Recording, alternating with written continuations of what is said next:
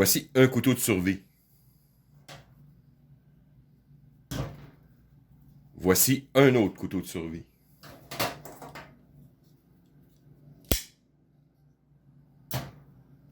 Et un autre.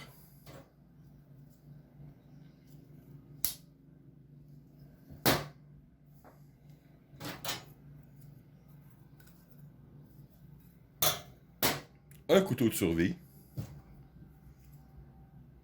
Et oui, un couteau de survie. En situation de crise, un survivaliste utilise son environnement du mieux de ses facultés ou de son entraînement. Donc, tout peut devenir un couteau, un abri ou un objet pratique pour les circonstances. Un peu comme Angus MacGyver de la télésérie du même nom. Plusieurs personnes associent quelquefois des survivalistes justement en nous appelant t'es comme MacGyver, donc soyez pas surpris des fois. Ou si vous êtes plus jeune et que vous ne connaissez pas cette série, allez vous la taper, c'est vraiment très intéressant. Les seules vraies constantes en situation d'urgence sont bien sûr votre cerveau, votre cœur et vos mains.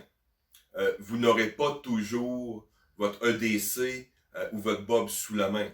Il y a 3 qualités principales pour un survivaliste. La première, la plus importante, la créativité.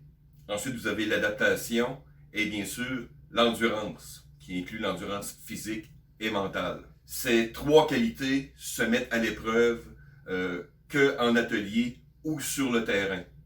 Donc, faites attention aux étiquettes que l'on retrouve dans les magasins ou par des vendeurs sans expérience. Vous allez voir des trucs, des sections survie ou des objets de survie, couteaux de survie, ce qui est très typique, ce que je trouve très drôle, ce que je montre à mes étudiants. Il n'y a pas de couteau de survie. Il n'y a que les objets qui vont être utiles durant une circonstance de crise particulière. En conclusion, la lame la plus aiguisée n'arrivera jamais à la cheville d'un esprit bien entraîné. Donc, merci de m'avoir écouté et on se dit à la prochaine.